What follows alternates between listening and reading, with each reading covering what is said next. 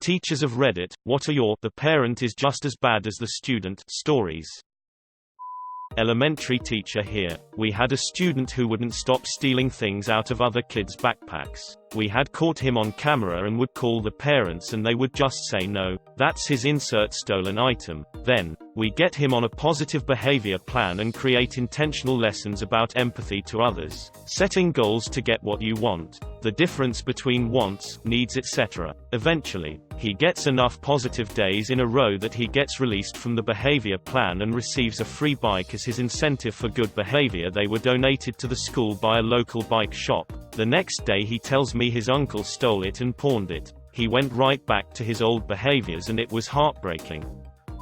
I had a student last year who was new to the school. Really nice, friendly, shy and hilariously absent-minded. He would come to school at least 2 days a week with either his shirt on backwards, inside out or both. So I wanted to talk to his parents about how his absent-mindedness was affecting his learning. Mom shows up at 5. Dad shows up 1 hour late. We have a good chat and they get up to go. As I'm walking him out, I said I will show you the shortest way to the parking lot. The dad replies with, I didn't park in the parking lot, so I said you can go the same way to the street.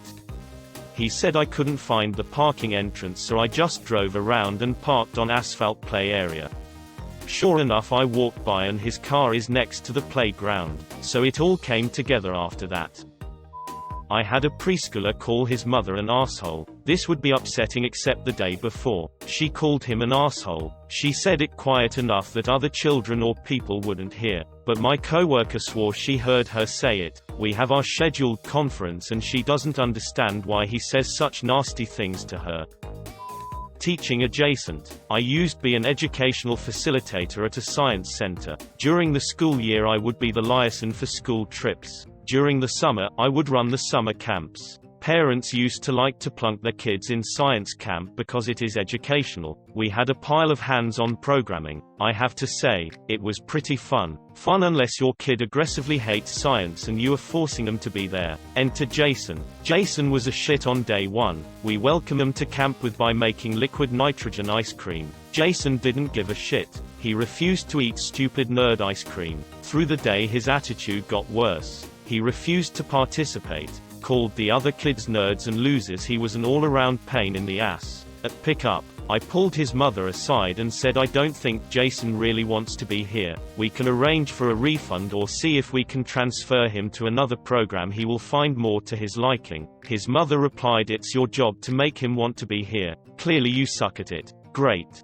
Day 2. Jason shows up with an even bigger chip on his shoulder. The day's activity was engineering, fort building. Every kid loves a good fort. Except Jason. Jason picked up one of the plastic tubes and cracked a kid across the back of the leg with it. As I run over to tend to his victim, Jason cracks me across the side of the head with the tube with all his might, breaking my glasses and giving me a decent bruise across the side of the face. It takes 2 of us to disarm Jason and separate him from the group. We pull him into the admin office and call his parents to come now. He is no longer welcome. His mother shows up a good 3 hours later, absolutely livid. Not about Jason's behavior, not in the least. There was no apology or understanding. Instead, as we ejected her son from camp, she turned to us and said, I hope you all get cancer.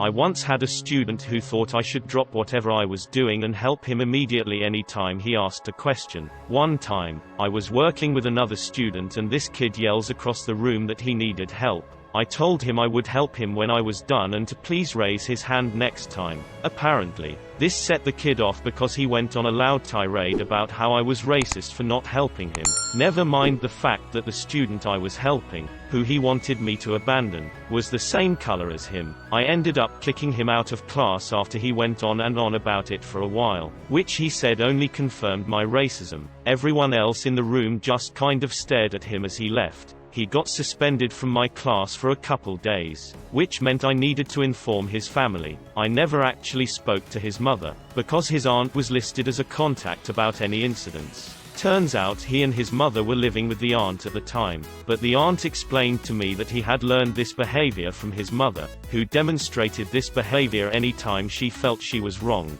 The aunt said she was trying to fix her nephew's attitude and promised me that it didn't matter if her sister thought it was fine to teach her son to act that way, because it wasn't going to happen again while they lived in her house. And you know, she was successful. The kid never pulled that crap again, at least not in my classroom. This one's sad. I was a camp counselor and I had a girl in my cabin with issues. She was attention-seeking, kind of a mean girl, and generally wasn't liked by a lot of the camp. I honestly didn't give her a lot of one-on-one attention, which is something I deeply regret in retrospect. I only understood the issue because I was bus staff. This was a sleepover camp. Her session was 2 weeks and her parents had elected for her to take the bus back and they'd pick her up. The bus was early but plenty of parents showed up early. They were so excited to see their kids. As we got closer to pickup time, the crowd dwindled until there were just a few left. A staff member asked for the kids still there so they could make phone calls. All but one were in traffic and on their way. My campers' parents said no. They said they had 2 more days of freedom. They wouldn't take her, and said we needed to put up with her for a couple more days. They each said this individually and hung up. Neither responded to follow-up calls. Staff told me to go home and they were left to figure that one out. My parents always hated me, but this was shocking to me, that someone's parents would absolutely refuse to let their 12-year-old into their house. High school teacher, and we have something called soft lockdowns known as shelter in place by some schools where doors are shut and locked but classes continue as normal. These are pretty common and can be used for anything from a medical emergency, want everyone out of the hallway if someone needs to be cared for, because high schoolers are nosy to a fugitive running around the neighborhood. We've been in many soft lockdowns because parents have come to the school ready to hunt down and beat the crap out of a teacher. They usually come in the front office, can't access the rest of the school without someone opening the secured door, screaming, cussing, threatening everyone in the area. You get the picture. Often, they're removed by the SRO and given a criminal trespass citation. We have a pretty high rate of fights and violence between students. When I see parents acting this way, it all makes sense.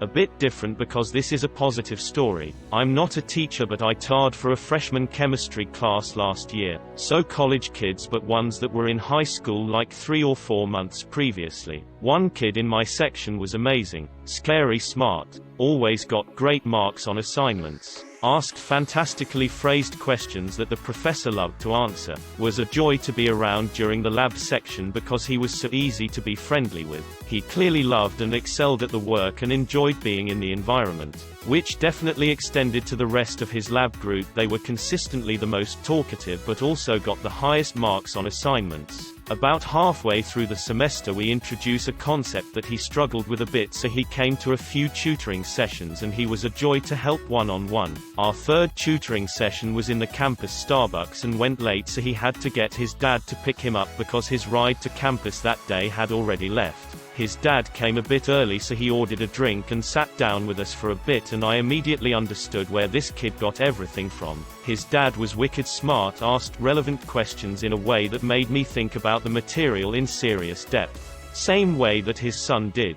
Cracked a couple of dad jokes that made me laugh, and was beyond easy to talk to the point where we had stayed an extra 30 minutes beyond what we were supposed to, swapping between going over the material and cutting up. Just a joy to be around from day one until the day of the final, and the apple clearly didn't fall far from the tree.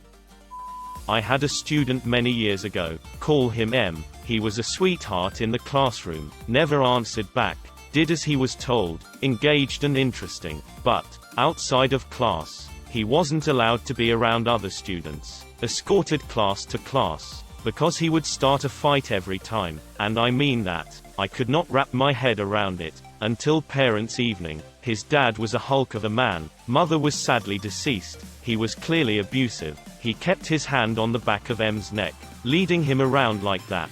M looked like he was going to his own execution, was told later that authorities were involved, but M lashes out all the time because it was the only time he felt he had some control, would never talk back to an adult because he was just shit scared of us all. He didn't make it the year before he disappeared, but I still think about him. The mother who was screaming in the office, "I'm gonna hit you in your face," because a tutor dared to say the kid was having behavior issues during free tutoring. Now I know why the 5 of your 11 kids in our school are terrible hot messes. Poor things don't have much of a chance. Mom was banned from the building because this was the last straw. I got a phone call from a parent basically saying that a few other children had beaten up their child, so the following day we take aside that child. Then all the other children. In the end, turns out there were 9 other children involved, and it turns out to be the complete truth. The children had been arguing about a video game, The 10, and this one child had a different opinion to the others. So they push him to the ground, and while he's curled up on the floor, they start kicking him. My head teacher contacts the parents of the children involved to let them know and explain the punishment. Fast forward to the next day when one of the parents comes into school and starts shouting at their child in front of his whole class and teacher, asking him why the hell he admitted to doing it, what was the matter with him and how he was stupid for doing so, before taking him and his 2 siblings out of the school. This child was one of the ones who admitted straight away to doing it and had burst straight into tears and was clearly feeling guilty.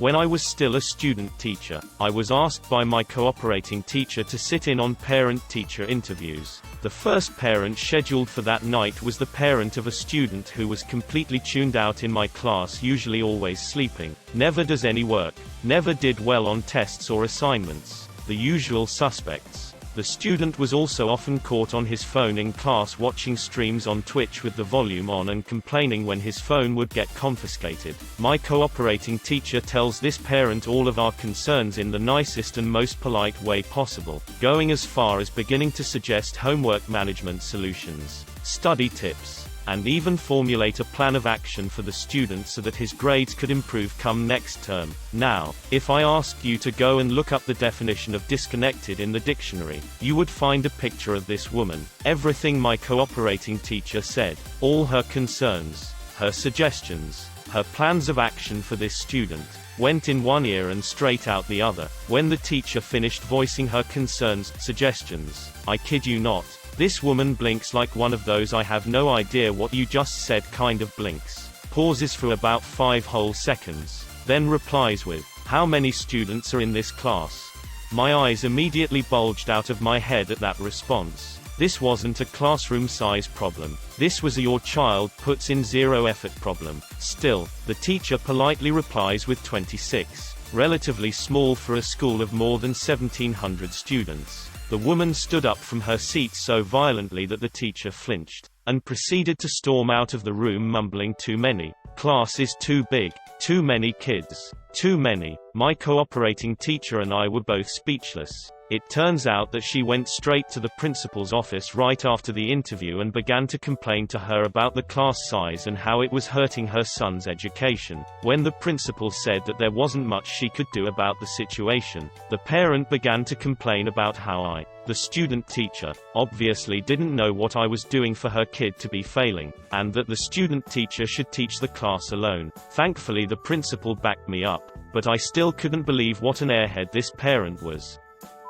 I had a student who repeatedly lied about assignments, saying he'd turned them in and his teachers had lost them. As a team with admin present, we conferred with mom and dad, who deflected and provided excuses that he just doesn't like school, and, if my son says he did something, he did it. We value integrity in our family. 3 months later, some friends of mine invited me to a bar a few towns away to see a band perform. Near the end of the night, I ran into the mom who is out on a date with a man who isn't her husband. From that point on, she wouldn't return any of my emails or calls about the son's behavior. She is now an administrator in another county. Early in my career I was the poor sap that got roped into doing home visits to work with parents that couldn't meet in school. 6th grade child with extreme behavioral disturbances would make moaning sounds in class to upset other students. Told one of my colleagues he'd slap the black out of her. I pull up to the apartment complex and start looking for the right unit. I'm sudden distracted by very obscene, very loud moaning above me. Child's mother and not the father were very naked, having sex out on their deck, standing to the open rest of the apartment complex. Dad was listed to live at that same address. I decide I want absolutely nothing to do with this situation, and as I'm putting in reverse, a utility truck flies in behind me and parks across 2 spaces. Guy gets out and yells up at the woman, "Bitch, I told you I'd beat the shit out of you if you didn't stop Starts throwing screwdrivers and wrenches up at them. I knocked out of there so fast. Afterwards I had much more empathy for the kid. He grew up in an atmosphere so unbelievably I had never conceived it could actually exist. Obligatory, not a teacher, but I worked as a camp counselor. We had an 8-year-old who managed to shit his pants about 4 times in 2 months. We'd tell the mother, who just waved it off saying that he was just too lazy to go to the bathroom and that he always did that. Regular 8-year-olds do not routinely shit their pants, but okay Karen. That can be a sign of sexual abuse.